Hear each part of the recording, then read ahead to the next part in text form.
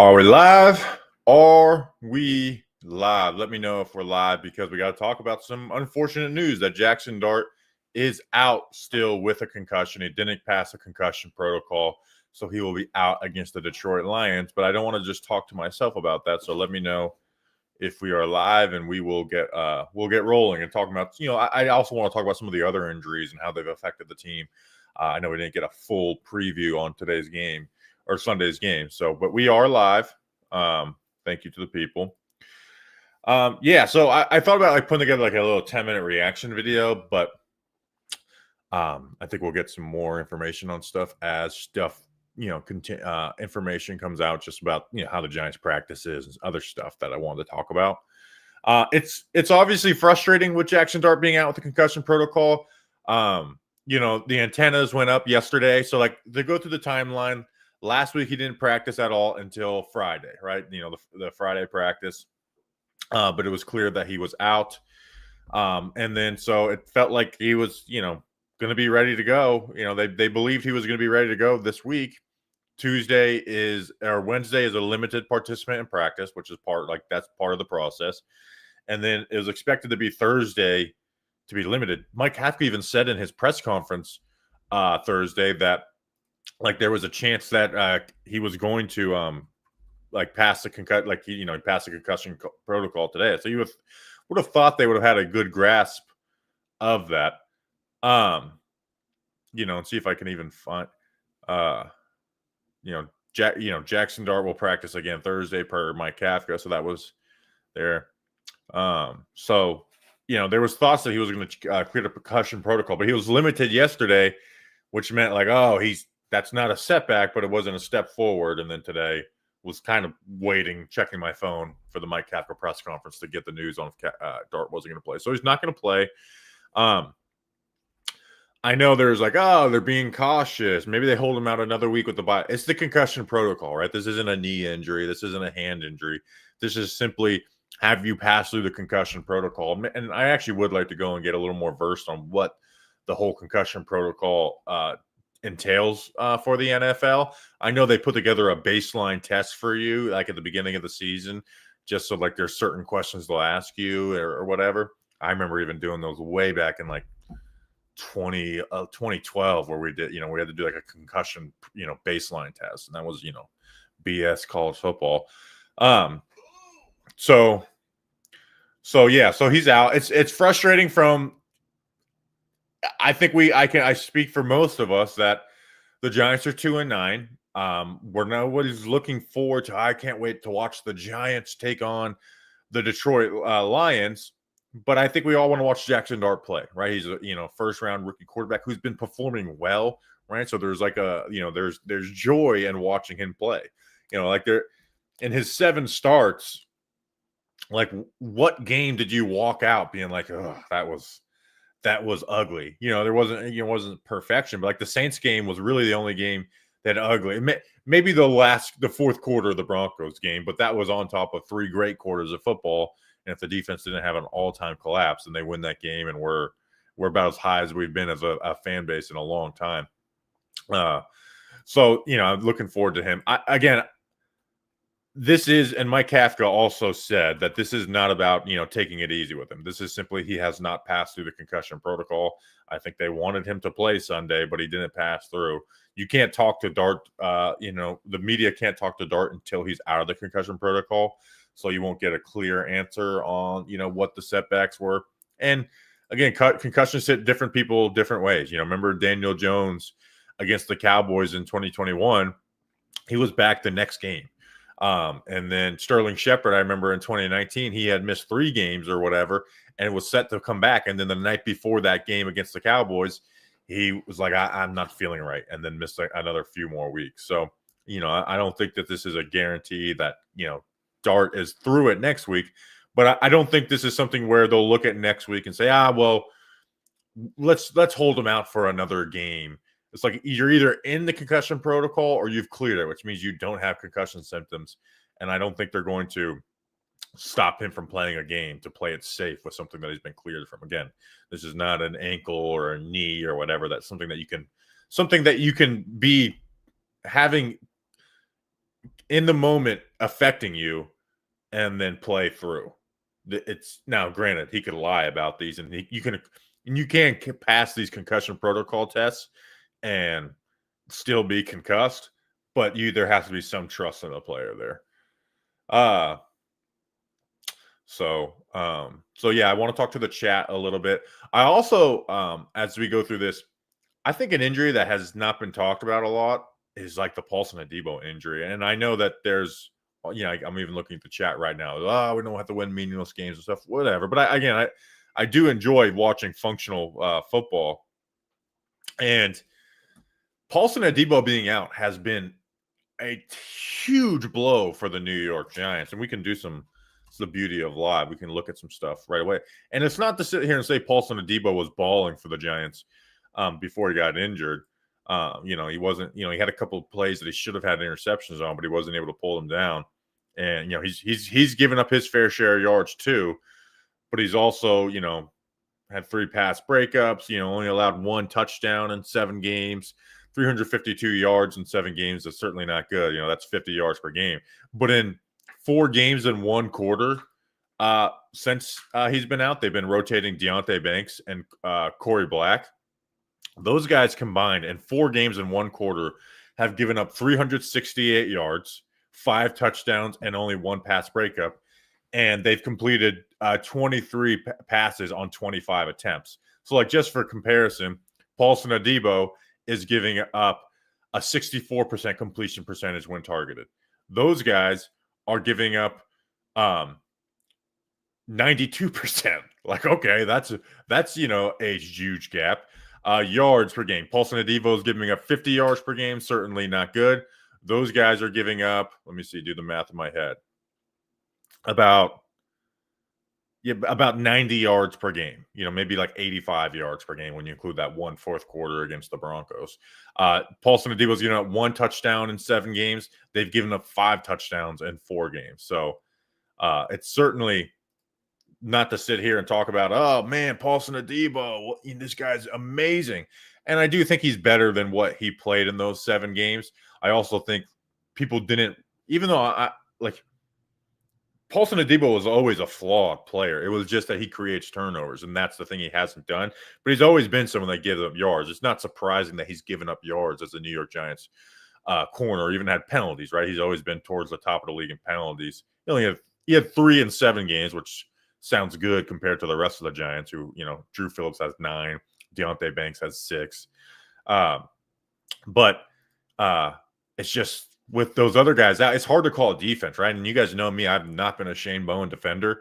I didn't like him coming in after, if you guys are longtime supporters, we did watch-alongs where we would just watch all 22 film of Shane Bowen's Titans.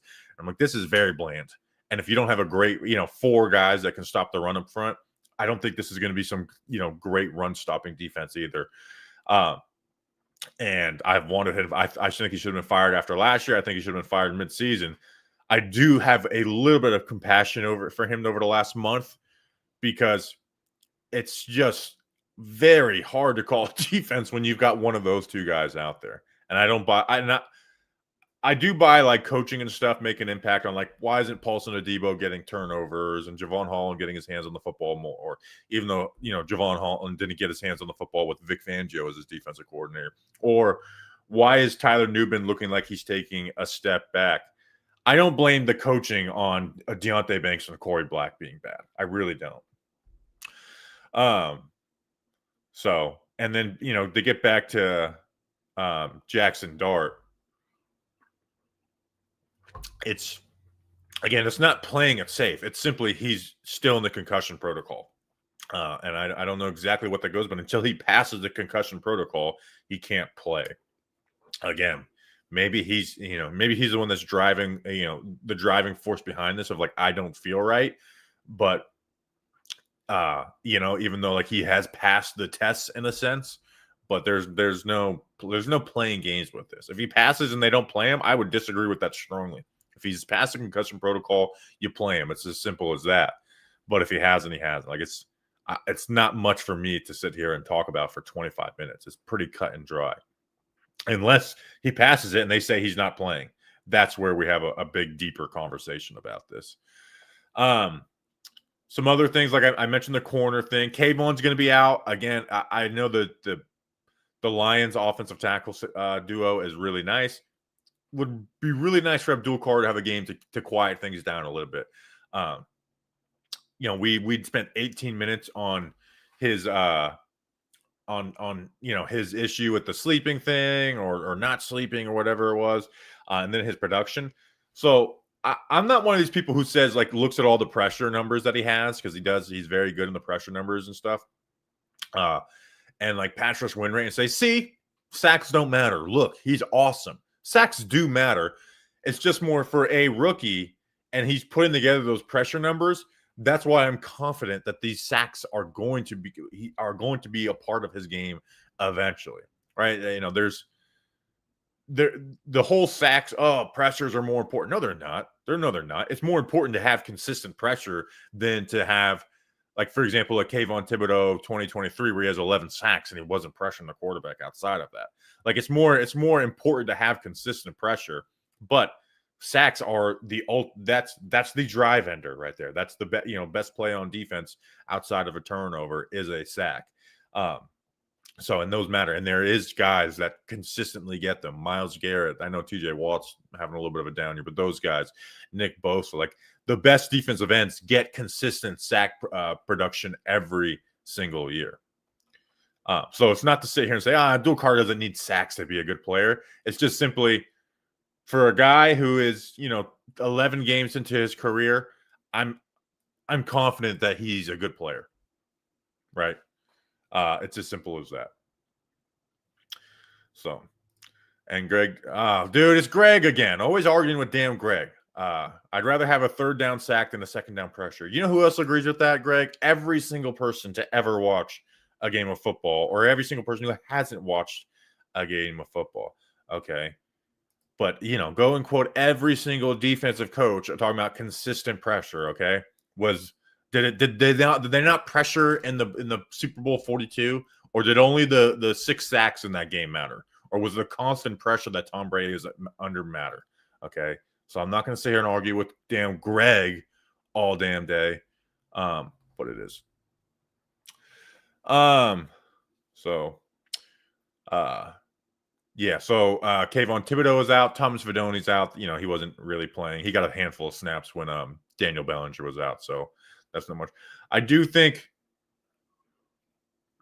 Slayton being in will be interesting, because as much as Isaiah Hodgins had a great return, and so like the vibes are super hot, they're just as the vibes and the feelings of Isaiah Hodgins are like back to the top. It's also you still got to push the ball down the field, right? Like, and Hodgins doesn't give you that, right? Like those dig routes you saw, that's basically the extent. He can hit you with a double move. Everybody can hit you with a double move that works quick game and stuff. But he's like, he doesn't stretch the field at all. Slayton's got to catch the damn ball when he gets those opportunities, but Slayton does add an extra element.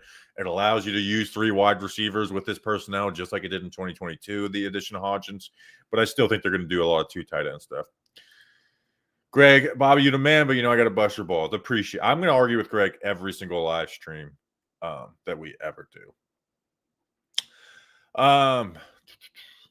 Let's see. Sully says he also isn't starting in a system that doesn't confuse QBs, giving more time. Plus, he will gain strength with time. Yeah, again, if you guys want to hear like my full thoughts on Abdul Carter, go check out the mailbag pod we did on Wednesday. Did a lot of full thoughts on that. Secondary issues have helped, and again, when teams like Spencer Rattler said, it's like, hey, we're not confused by anything they do, so you're just kind of running your offense the way you want. So, but at the same time, Brian Burns has had 13 sacks, so it's clearly capable of doing it in this defense. JJ Deek Freak says, have you changed your opinion about Brian Burns being a number 1 edge rusher? I've always thought he's a number 1 edge rusher. I just never thought he was like in the top 10 category. But this year has been awesome. Like, again, I do still think there is some, like, he's getting all the tackles for loss and stuff. I mean, so yeah, he's been awesome this year. And I think he's gotten better. He who did he have an interview with where he said, he's like, I used to be all speed, right? I just lived on speed. He's like, and I started really working on power and, and punching and extending. And I truly think that's taken his game to another level. Obviously there's some sacks, like anytime you have 13 sacks, there's going to be some in there that aren't super impressive. Like the Jordan Love second one, the Chiefs, Patrick Mahomes throwing the ball backwards and him just being closest to the quarterback. But he's had, let's see. I mean, where's Brian Burns ranked this year? So in total sacks, hits, and pressures for edge, he's 18th. So that's kind of been around where he's been at, a little bit on the higher end. His win rate is still only 8%, which is a struggle, but I feel like it's looked better than that. Maybe I'm just judging it by the that's really low. That's 100th out of 123 edge rushers that qualify. That's kind of surprising to look at. There has been some games, and there's actually been like week 1, Brian Burns had 2 sacks. He did not affect the quarterback very much outside of it. Like one was the screen pass that he jumped in the way of. The other one he did just work Josh Connerly. But I feel like he's been more consistent pressure getter. Like, let's see, he had 2 sacks in this past game. Both of those weren't super pretty. Nothing else besides that. I mean, he's had consistent pressure, and like against the Chargers, he had 7 total. So he's had 5 games where he's had 2 or less, like total combined sacks, hits, and pressures. But in those 5 games, or excuse me, in those 5 games where he's had a combined 2 or less combines of sacks, hits, and pressures, he has 6 sacks in those games. So that's kind of unreal to think about that. In his 5 worst games, he has 6 sacks and 2 pressures. That's kind of crazy to look at. And again, as much as I do use those numbers are also not everything. I always thought the Burns trade was a good trade. The more I came around it, the more I just didn't like sacrificing Xavier McKinney for that. I think they should have, hey, you get it. And I was shocked that it was for a 2nd round pick and a 5th round pick. Like, I don't understand how the Panthers traded for that. I just wish that they would have paired Xavier McKinney, keeping Xavier McKinney with that. So, because I remember that first pot, because when I first heard it, I was like, whoa, that's crazy, right? Because you remember the offers that the Panthers had gotten for him, right? 2 firsts, a first. So I'm like, what is, like, we're clearly not going to give up the 6th pick in the draft for him. So, like, are we giving up next year's first round or whatever? So 2nd and 5th was amazing value for Brian Burns. So what else do we got? Can I protest against Shane December 15th? Are you talking about the Jordan went on Breaking Big Blue live show or get together? You can do whatever you want. We got to figure out where we're doing that exactly. Let me check Twitter and see if there's any other news that's come out. Let's see. So we mentioned Kayvon, Fedoni, Paulson Adebo is out.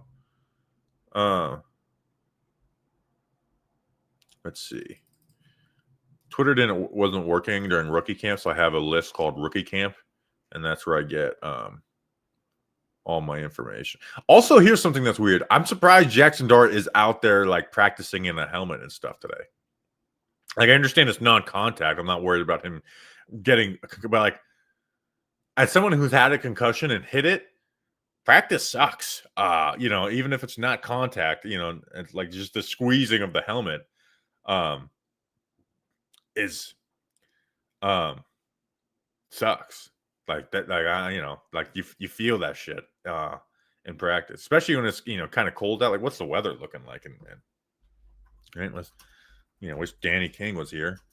East Rutherford weather. What's the weather? 50 degrees. So it's not too cold, but I mean that was that's kind of cold. So I'm surprised they got him out there in a helmet and practice stuff when he's been ruled out. You think they would just kind of rest your mind, body, and soul for the day, Mr. Dart. So that's interesting.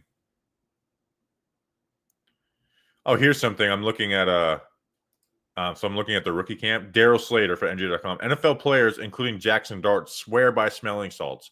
I tried them, so you didn't have to. That's journalism right there, baby.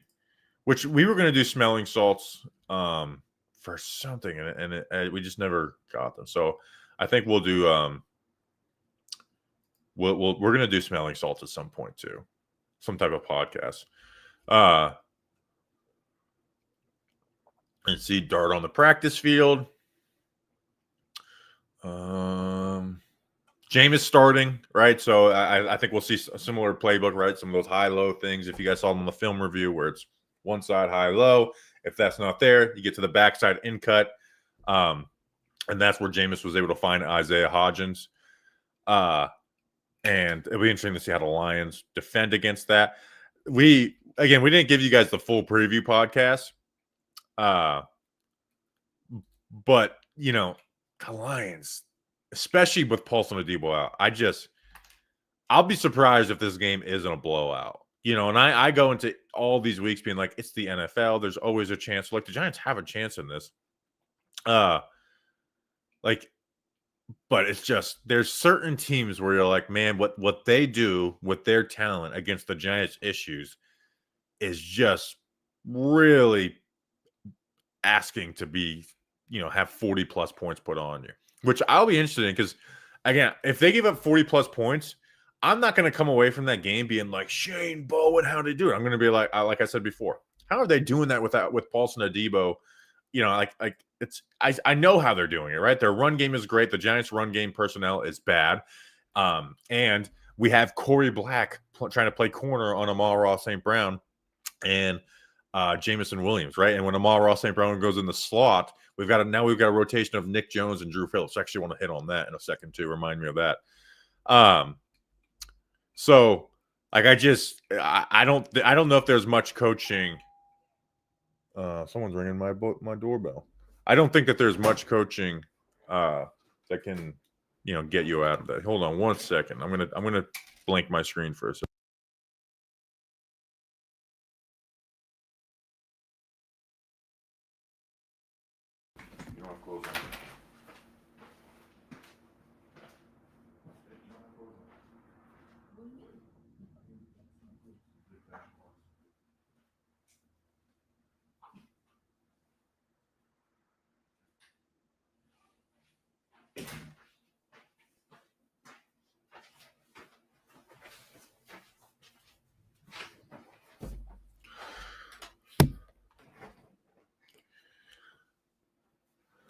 All right, it was just a package, which I don't know why they never ring the doorbell. I don't know. Maybe it was maybe he's trying to get on the air. He's like, what's this freak doing in there with the lights? Because you could see in this window. I want to know what this guy's talking about, because I just got back and said that's a terrible take, to be honest. But what I was saying about the whole, like, obviously there's things that Shane Bowen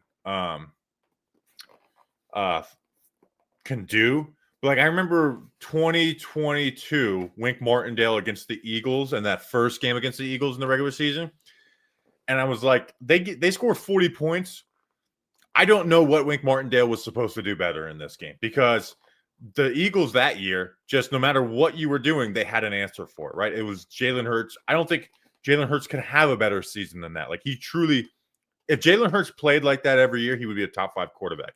It wasn't just throwing the ball to A.J. Brown and stuff. Like when they hit zone, they had the answers for that, right? I think it's a testament to Shane Steichen, who's obviously the Colts head coach right now. But I want to know what this guy's talking about. That's a horrible take. I really want to know. I am confused. All right. Michael says, and I'll open this package too. I'll do a little unboxing. Says, I think it'd be hilarious if Vance Jones becomes head coach and brings Davis Webb over as OC or QB coach. Yeah, you know what? I think we think everything needs to be a package deal. It's a Logano throwback. Trash man, I like that. I kind of more of the like, hey, pull some people from the organization you're within, but not everybody, right? It doesn't have to be like, all right, let's go get a GM from the Broncos, the head coach from the Broncos, the coordinator from the Broncos, or the Rams or whatever. The Rams would be the one team I would like to do that the most from. But I do like being like, hey, let me interview 6 people from offensive coordinator, 6 people for defensive coordinator, and let me like go into this with a fully open mind. Obviously, there's going to be some position coaches that I, trust and want to bring over with you. But so I don't know if it's necessarily and Vance Joseph, again, a totally failed head coach. I'm weary of that. I am. What was Vance Joseph's record with the Broncos? Right? Not to say that he can't figure it out. But I'm weary of guys who were terrible as heck. He went 5-11 and 6-10. Yeah, that just doesn't inspire confidence that like you're a great head coach. Not to say that you can't be a good head coach, but I am still swinging for great. And I just don't think a guy who went with that record, and I think Vic Fangio did better than him as well too the previous years. I don't necessarily know if that's what I want to do. And I mean, look at his. Let's see, rank then he went to Arizona. His defense was ranked 28th, 12th, 11th, then 31st in scoring. They are 27th in points, and then they've been top 3 the last 2 years for the Broncos. Like, it's not like he's had consistently amazing defenses either.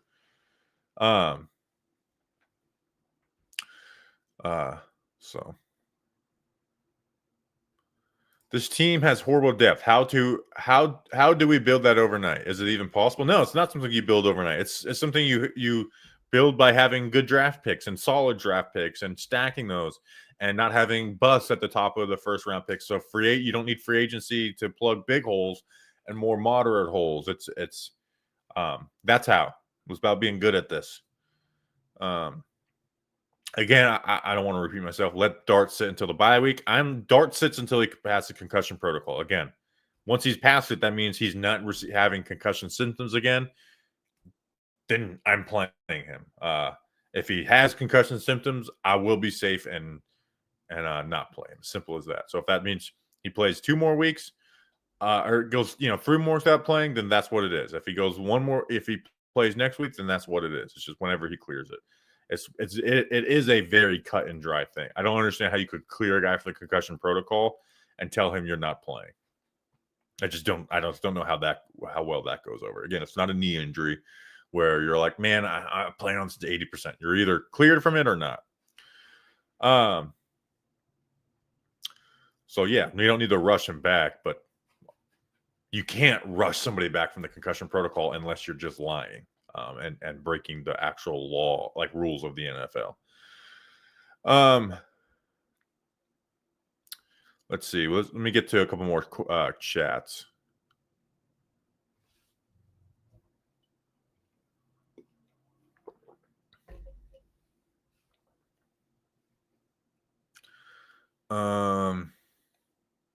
Yes, Joe Logano is part of the Bald Brotherhood. Sure is. I'd love to be excited about some guard additions in the offseason. Yeah, me too. Like, I think there should be a minimum of 3 guards brought in. Like, actual, not talking about like Aaron Stinney level, like draft picks and a free agent. Where would you rank the Giants' offensive tackle duo? Top 10, top 5? That's a good question. Let me just kind of go through off the top of my head. So I'm just gonna go through NFL standings and go through there. So I'll go league. So Broncos better, Patriots better, Eagles. As much as Jordan Mailata is a crybaby, he is better than Illuminor. And Lane Johnson, while not being a left tackle, is awesome. So I'll go. So now we're number 2.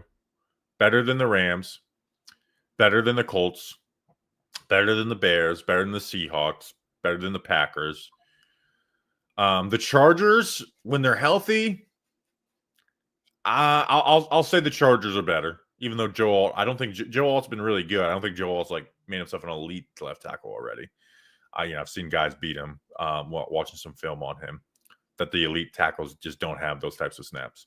But the duo of him and Slater.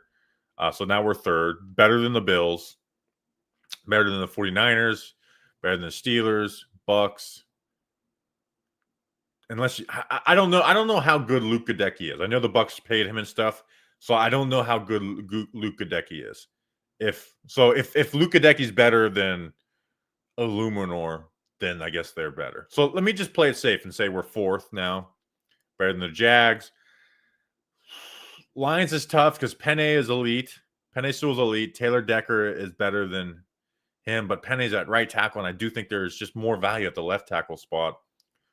But I'll give the Lions, right? I don't want to be homerism in this. We could sit here and argue this, but so let's just play it safe. Be fifth, better than the Texans, Panthers, Chiefs, Ravens, Cowboys, better than the Vikings, better than the Dolphins, Bengals, Cardinals, Falcons, Commanders, Raiders, Jets, Browns, Saints, Titans. So at worst, the fifth. That's a good question. So at worst, I think they have the fifth best tackle duo in the NFL.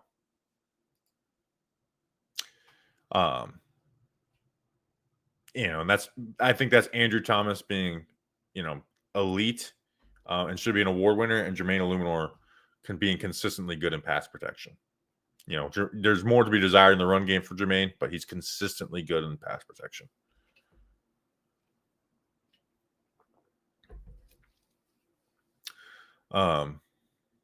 Let's see. If we could pair a good run game string guard to be next to JMS between him and Thomas would be a great guard. Yeah, I do want, we do need to get some run blocking guards, right? Guys that can pull and be athletic. Yeah, point is they are at least top 7. How are you not running it back next year? Absolutely. Do not play with fire with that. And we've seen how beneficial it has been for Jaxson Dart. Right, so that's the most important thing. So if you got to overpay a little bit, or maybe he has a year of decline or whatever, then so be it. I'm willing to take that chance to keep Jaxson Dart protected, and I'm continuing to build behind those guys too. Right, I'm not just sitting there confident we got Marcus Bowe at swing tackle, and we drafted a guard in the second round to replace Greg Van Roten, and JMS is good. That's not enough for me. Continue every year, continue to build it. Because guess what? You're going to draft misses. You're going to have free agents who don't pan out. So try and be prepared to kick. And then when you have a group of 4, really good players, that's when you can be a little more frugal with the offensive line.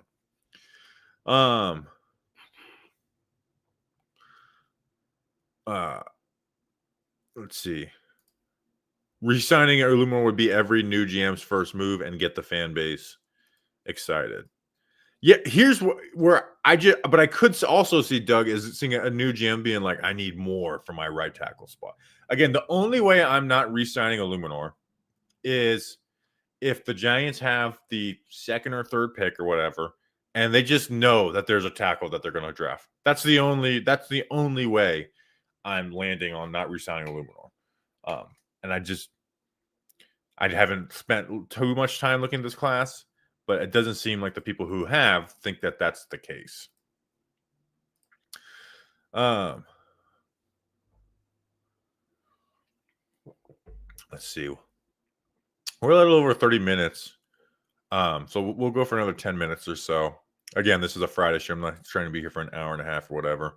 I just figured instead of doing a reaction video explaining that, hey, a guy that has a concussion cannot play, I figured I'd just jump on stream and we could talk about whatever we wanted. Let's see if there's any other news from Twitter. Let's see. Any news from Twitter? No, nothing in the last 20 or 30 minutes or so. So we'll see. It is. I would hear something. I would like to hear, as much as it doesn't matter and it's so far gone that Jaxson Dart can answer it and they won't beat him over the head with the questions. I do want to hear some type of soundbite from Jaxson Dart about Brian Dable. Those guys are obviously tied pretty tight together. It's whenever a coach gets fired, that's the first quote you go to, and it's very funny that Brian Dable would now have been fired for 2 games, and we probably won't see Jaxson Dart actually comment on it for about 3 weeks. Let's see. Brasillo and Illuminor both need to return. Yeah, I am not big on we should keep this guy. I'm more of just let the head coach make the new head coach make that decision. So I'm breaking my own rule a little bit, but I would heavily influence being like, hey, we should keep Carm Brasil as the offensive line coach. Let's see. Are there any names you'd be into if we had the second or third pick and don't trade back? I don't think Peter Woods has had a great as year as people thought he was going to be. I watched Caleb Downs before the season, really liked him. I kind of am in the trade down category. Again, that could very much change if I find a player I just totally fall in love with and he doesn't, and I don't have to argue about positional value or whatever. If there's a tackle I fall in love with, then I'm probably not going to be in that board. But I really think I could see myself being in just trade down. We haven't had any trade downs since 2022. When Joe Schoen first came and he traded down from the second round pick twice, adding Dane. Yeah, I think he got Dane. So he took the second round pick and turned it into, I couldn't even look it up because I chronicle all of his trades, into Wan'Dale Robinson, Dane Belton, and I think Micah McFadden. I think those are the three players you got for that second round pick. Which you go back and look at that 2022 second round, and there's some freaking dudes who went after that pick. But you could have done that with also making those trade downs. So let's see. I got too many. Let me Joe Schoen. I'm looking for the wrong Joe Schoen trades. But I'm pretty sure I got that right. That the second round trade down that they did twice netted them Micah McFadden and Dane Belton. Yeah, so they went from pick 36 down to pick 38, and then they got a fifth rounder, which they drafted Micah McFadden with. And then they went from pick 38 to pick 43, where they drafted Wan'Dale, and then got the fourth rounder, Dane Belton, in that. So that's the only trade downs that Joe Schoen has had as GM. Process. Even though I'm not as I was big like trade down guy, and I've kind of went away from that for a little bit, especially in the top of the first round. It's like, let me just get these damn good players. Woods is not a top 5 pick. Yeah, I mean, I liked him a lot in the summer, but I thought that there was growth that needed to be happened with his with his technique and stuff. So it'd be interesting to go revisit that. Let's see.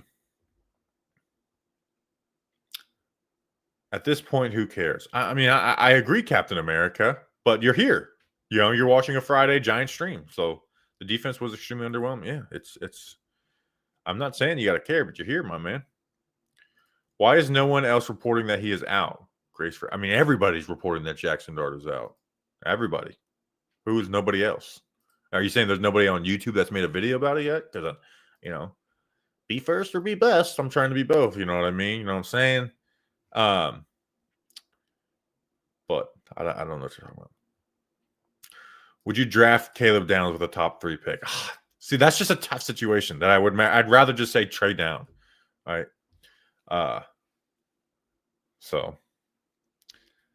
But I don't want to do too much more draft talk because I am a bit uninformed, even though I'm going to start to get informed this week as I prepare for the midseason mock draft. Start my preparation for that, which is so late this year. Usually the midseason mock draft is out by now, but the Giants had that late mock draft.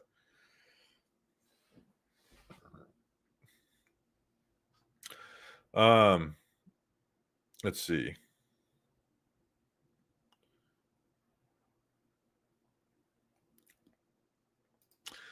Imagine we signed some middling corner like Rocky Sin or fill in the blank guy the Lions do everything offseason, how different things would be. Yeah, I do think there's a lack of seriousness taken about depth, which is also, I want to defend Joe Schoen on this. I've seen people being like, what a waste, Chauncey Golston. What a stupid signing. I was like, that's pretty cheap.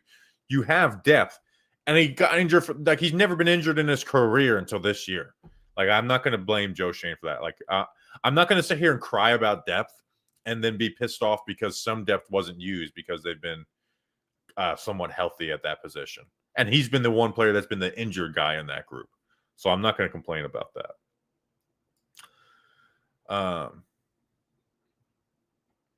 So I'm going to end this because now it's just becoming like, what would you do in the offseason? And I'm not that far ahead. And like, who would you hire as head coach? And I'm also not that far ahead. Well, this is a good question. Would you rather have Kyler Gordon or Wandale, Belton, and McFadden? I'm going to say Wandale, Belton, and McFadden. Because Kyler Gordon's good, but he is a slot corner. Here's what I'll say though. Let's look at let's see. So Kyler Gordon went.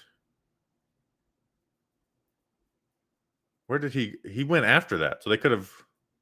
Wait, what pick did Kyler Gordon go? So he went 39th.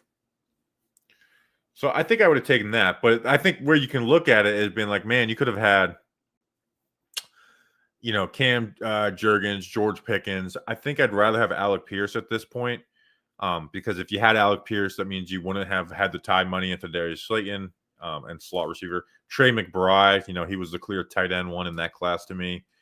Let's see, Luka Decky. I didn't love Luka Decky though. Even Nick Benito's kind of a decent player. He's okay. He can't beat Andrew Thomas for shit. But so I look at that.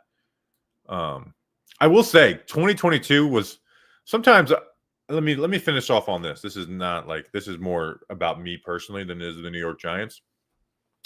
Last year, we were very unprepared for the NFL draft, right? So this is where I said, I was like, I don't want to hear like, oh, you were okay with it. Like, we made sure we watched all the top 30 players, did deep dives onto them pre-draft. But because of getting married and then leaving John Boy Media, it was the least amount of players I had prep done with in draft. It is very funny that the Giants drafted only top 30 players except for Thomas Fidone. So we had analysis on everyone. So I was thrilled about that because I was like, I love to be prepared. 2022, we prepared a ton, and the Giants went and got guys that we weren't super familiar with, like Cordell Flawed and Dane Belton and stuff. But 2022, if you go look at my mock draft for that year, was pretty damn good. Outside of Evan Neal. Let's see. Let me look up myself. 2022 mock draft. I was in on Alec Pierce, Leo Chanel, Zach Tom. Come on, where is it? Here, let me just look up Alec Pierce, and that should show up on my thing. Let's see. So in my mock draft, I went Evan Neal, bad. I did have a Kim Kwanu over him for the record. Sauce Gardner, obviously he wasn't available. So Arnold Ebiketie, that one was another miss. Yeah, I think he's been okay, but he's not great. Leo Chanel hit. Alec Pierce hit. Zach Tom hit. Charlie Kohler hasn't really played for the Ravens because he's been behind Isaiah Likely and stuff. But like every time I watch the Ravens, he's like getting catches for them. Ty Chandler, who's like a Vikings backup running back in the 5th, so I would have taken that. And then Neil Farrell, who the Ravens took in the 4th. I really like Neil Farrell. I thought he was going to be a really good run defending defensive tackle. So like that probably is one of my better mock drafts we're looking at. 2020, I was really good too because I had. Let me look it up. Let's see. So 2020, I had Andrew Thomas, Antoine Winfield, Jabari Zuniga. That was a terrible one. He didn't even he was taken by the Jets in the 3rd round.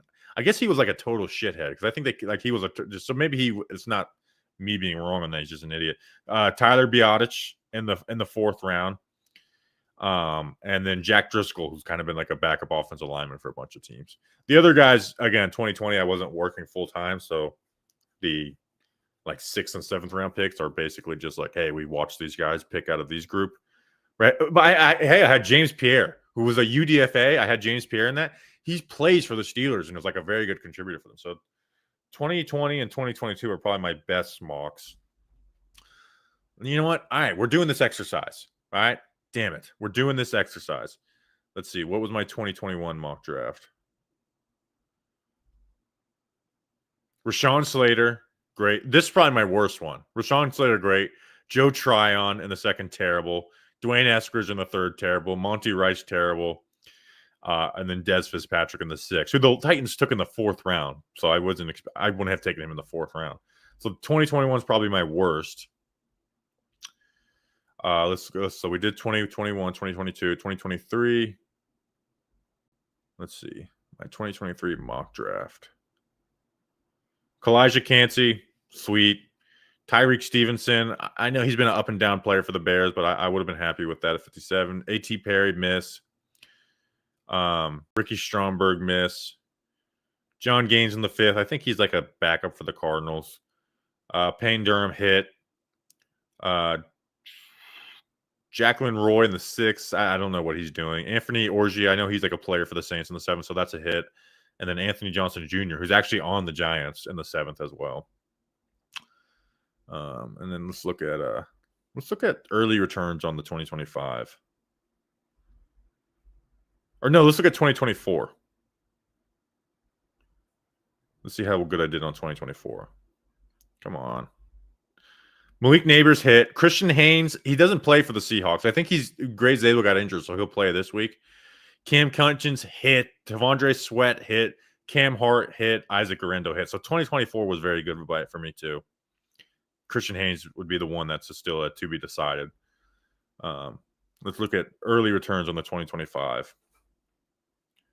I like this. I like revisiting this type of stuff. Abdul Carter, Donovan Jackson, Alfred Collins, R.J. Harvey, Jared Wilson. I mean, those guys are all starters. You know, Ty Felton, Colin Oliver. I don't, and then Max and Hook in the 7th round. So I don't know what those guys are doing. But I like the early returns for this draft. So, all right, that was fun. That was fun. Maybe not for you guys, but it was fun for me. It was fun for me. So we'll see. We'll see you in the recap. But thanks for hanging out on a Friday live. Sorry, Jaxson Dart, that you're still concussed. Hope you feel better. Daniel Jones is injured. He has a fibula. Full participant in Friday's practice and will play. I didn't even know he was injured. All right, we'll see you guys on Sunday after the game. Until then, let's go Big Blue.